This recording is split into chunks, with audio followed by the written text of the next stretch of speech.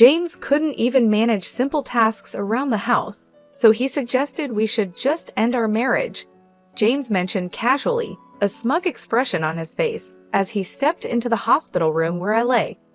I was hooked up to several medical machines, and there was a woman next to him whom I had never seen before.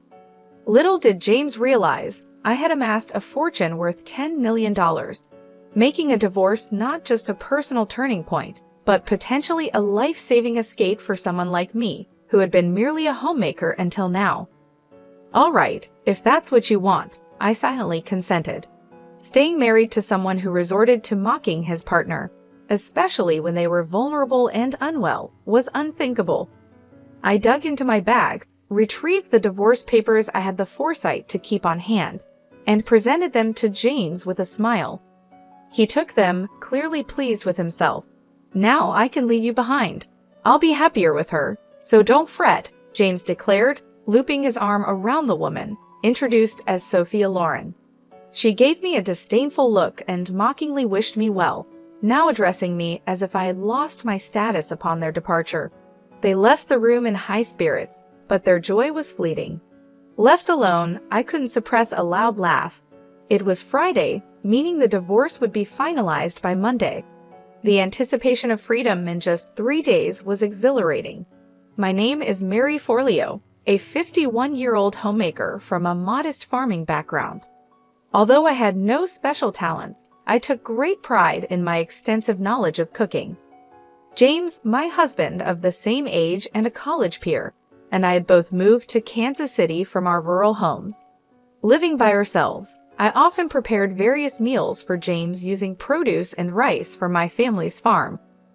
Many believed I had won his affection through his James Sach, and I was conscious of this. Indeed, James has always been helpless with household tasks. Since our dating days and throughout our marriage, I had been the one taking care of him. I took care of all our home responsibilities, but sadly James and I never had children. Despite this, we found joy in our life together, bonding over our love for food. On his days off, we'd often go on short road trips, seeking out delicious meals to share. Initially, James was gentle and kind, but around 5 years into our marriage, his behavior shifted. He became more controlling. While he never became physically abusive, his words grew harsh, often leaving me hurt. Feeling powerless as a full-time homemaker, I rarely stood up to him, doubting he would listen or value my perspective. James landed a job at a prestigious company after college, but left 7 years later. He hopped from one job to another, leaving us in a constant state of financial instability. However, at his most recent job, where he stayed for 4 years, things seemed different. He got along with his coworkers, and I harbor a small hope he might stick it out. Then, one day, James came home early, announcing he had quit his job yet again. My shock slipped out, causing his temper to flare. I dropped everything to appease him, apologizing for my reaction. James's mood was volatile, and I tread carefully to avoid worsening it. After muttering an apology, which seemed to calm him slightly, I resumed my role, serving him dinner and drinks without further comment. Over the years, my identity had faded. Married at 32, now 17 years later, I seldom showed my true self, instead playing the part of the compliant wife to keep the peace. After James had his fill and fell asleep on the couch, I cleaned up the mess he'd left behind, feeling a wave of sadness over the state of our marriage. This wasn't the life I had dreamed of. Looking back on our happier moments, I questioned whether continuing this way was bearable. The thought of divorce, once unimaginable, now seemed like a potential escape from this cycle of unhappiness. I began to plan my next day with a newfound resolve, ready to face the challenges I had long ignored. As James set off to the employment office, securing yet another job with remarkable speed, I made my way to the city office. There, I filled out and signed divorce papers. Although I wasn't fully prepared to file them just yet, holding onto them gave me a sense of security. I carefully hid the signed documents in a deep corner of my bag that I used often, wary of the potential fallout should James stumble upon them. "Where did you disappear to while I was out looking for jobs?" James inquired when I got back. I told him I had been to the stationery store to pick up some resume papers, thinking he might need them. James seemed pleasantly surprised by my thoughtfulness, his initial suspicion quickly replaced by a lighter mood. I handed him the resumes I had actually purchased, and shortly after, he left to meet a friend for drinks, excited about his new job. This position promised a stable salary and benefits superior to any he had before. Silently, I hoped this job would be the one he kept until retirement, especially since it involved sales and required him to spend evenings out more frequently. I treasured these moments of solitude, using them to recharge and always making sure to welcome James with a smile upon his return. Then, unexpectedly, I received a call from my mother. She excitedly shared news of a sudden windfall, $10 million from the value of family land we never thought we needed. The land was appraised at $12 million, and we could live comfortably with just a fraction of that.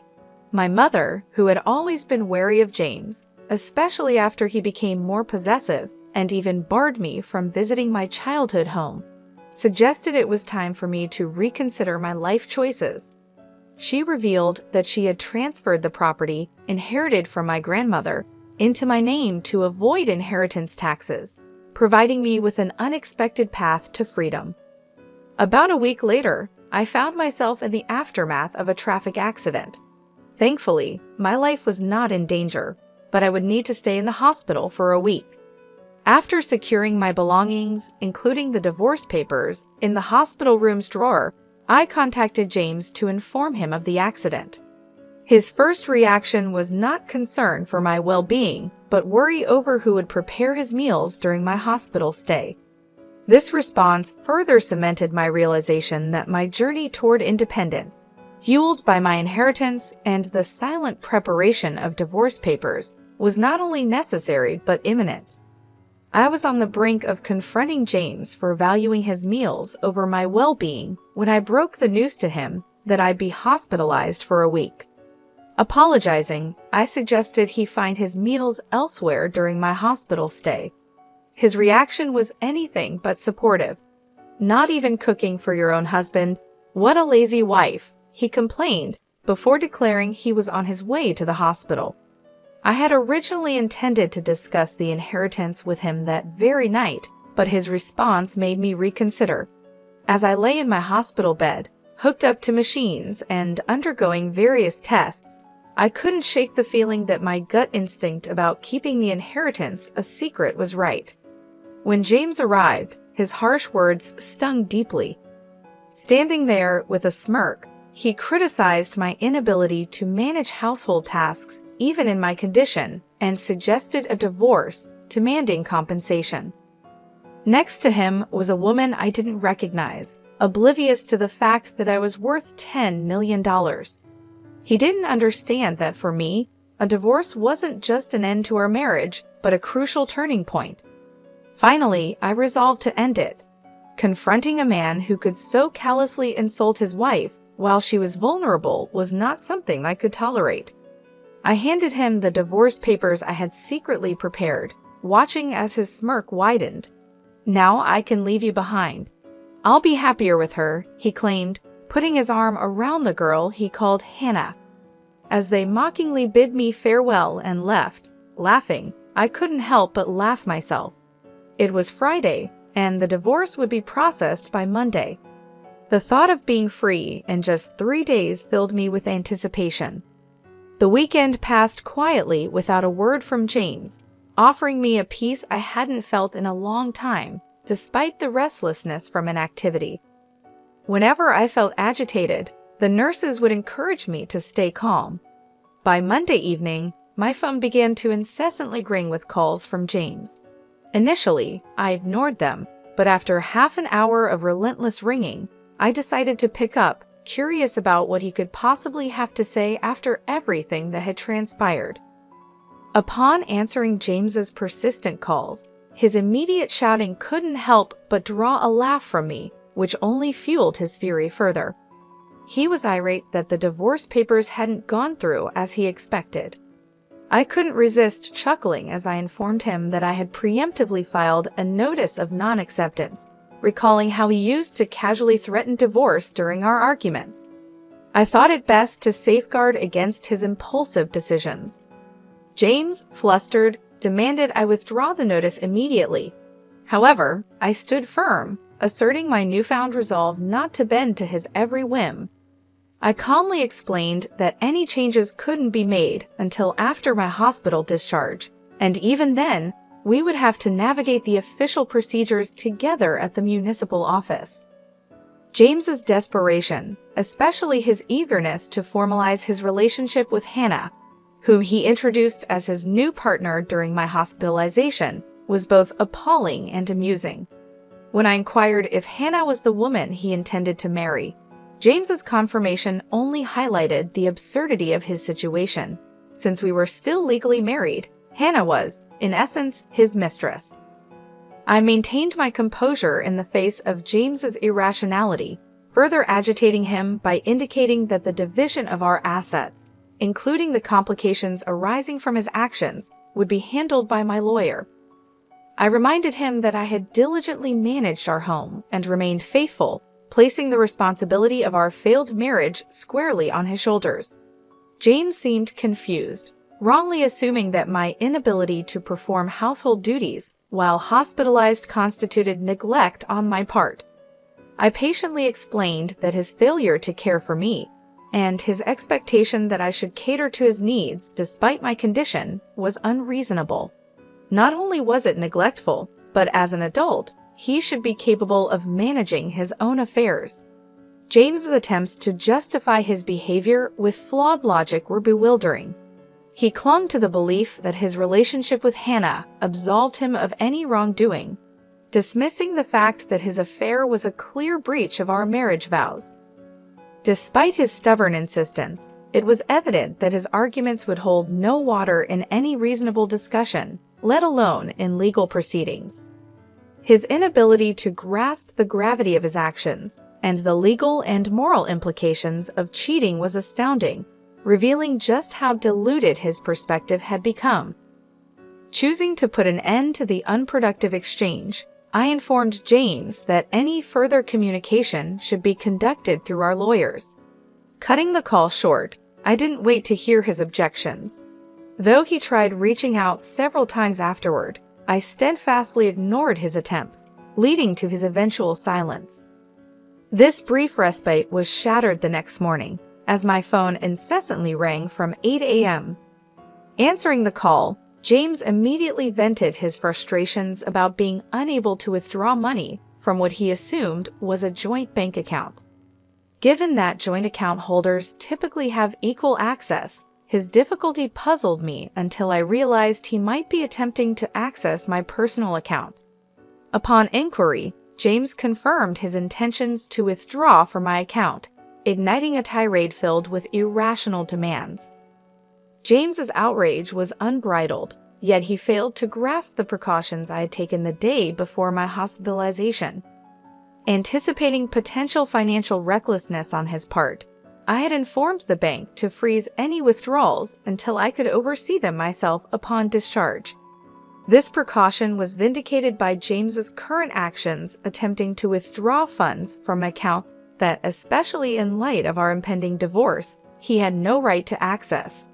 Despite this, James saw no issue with his request and pressed me for an immediate withdrawal. I firmly reminded him that, in our current state, we were essentially strangers, and I was under no obligation to dispense money to someone who had effectively become an outsider to me. This newfound defiance took James aback, as he was unaccused James to me asserting myself in such a manner. His demands continued, now insisting on receiving money and compensation for the household duties I could not perform from the hospital. It was clear that, despite his educational background, James lacked the basic understanding and respect for our situation after 19 years of marriage. I addressed James with the patience one might use for a child, clarifying that I was no longer the passive partner he was used to manipulating. We would sort out the division of assets legally through a lawyer. His reaction was predictably angry, threatening to confront me in person at the hospital. Unperturbed, I had already taken measures to ensure my privacy and safety, instructing the nursing staff to admit no one but my parents to my room. True to his word, James did attempt to visit, only to be halted at the nurse's station, as evidenced by the continuous ringing and subsequent flood of messages on my phone. This barrier further illustrated the decisive steps I had taken towards independence and self-respect, standing firm against James's unreasonable expectations and intrusions. I archived all the messages James sent as proof and promptly reached out to my lawyer. It wasn't long before my attorney contacted James, which effectively halted the onslaught of messages. Just as I began to think the ordeal was nearing its end, a surprising turn of events unfolded. I was notified about a visitor, Lisa, a long-standing friend with whom I shared a passion for food. We used to explore dining spots together until my marriage. She reached out, expressing concern for my well-being, and dropped a bombshell.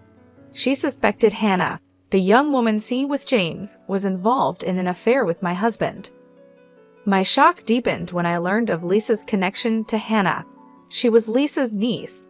The revelation came about because Hannah had boasted to her family about marrying a 51-year-old man, and a shared photograph revealed that man to be James. The twist that Lisa was inadvertently linked to this messy situation through family ties left me astounded. Lisa had already briefed her sister, Hannah's mother, about the upheaval their niece had stirred in my life. She was contemplating seeking reparation from Hannah for the distress caused, but reassured me that our friendship, spanning 2 decades, wouldn't be sacrificed over this incident.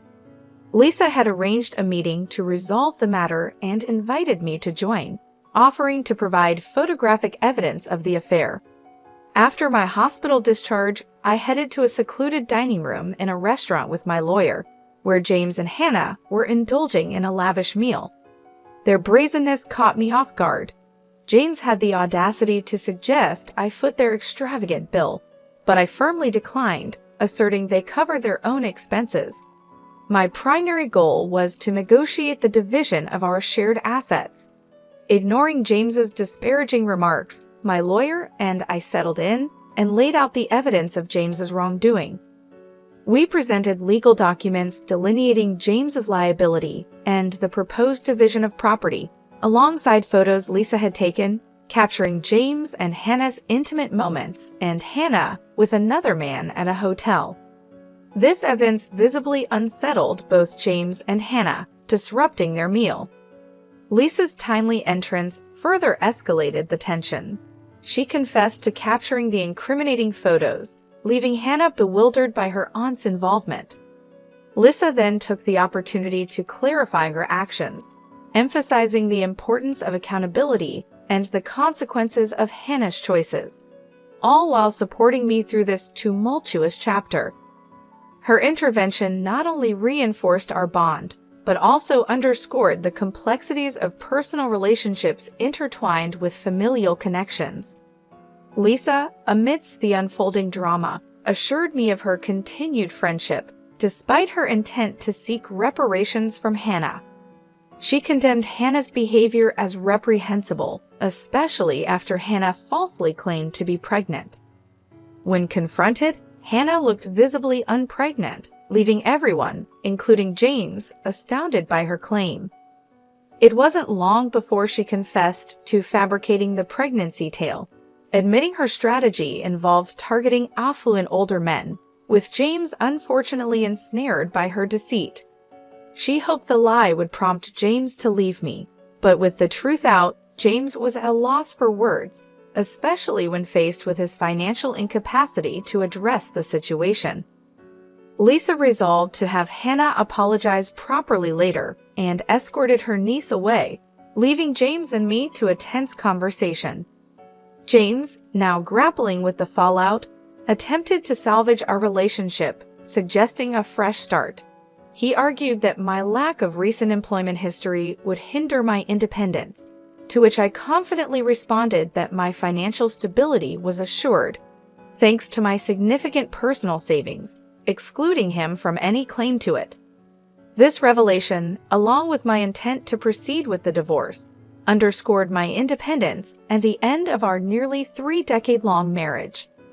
In the aftermath, Hannah made a monetary apology transferred directly to my account, an action enforced by her mother, who also mandated her employment to amass the owed compensation. James, alienated by his actions and the subsequent familial backlash, found himself financially strained, necessitating loans to fulfill his obligations towards me. His professional life suffered as well, with his indiscretion leading to job loss and a new, challenging chapter involving multiple jobs to manage his debts. With the compensation received, I directed a portion towards charitable causes and relocated to the countryside, investing the rest in a serene and fulfilling single lifestyle. My bond with Lisa remained strong. We embraced our singleness, planning to cohabit, explore culinary delights, and embark on leisurely journeys together. Our shared excitement for a future filled with friendship, food, and travel marked a hopeful chapter, ready to commence with the upcoming move. I looked forward to a life of joy and authenticity, free from the shadows of the past.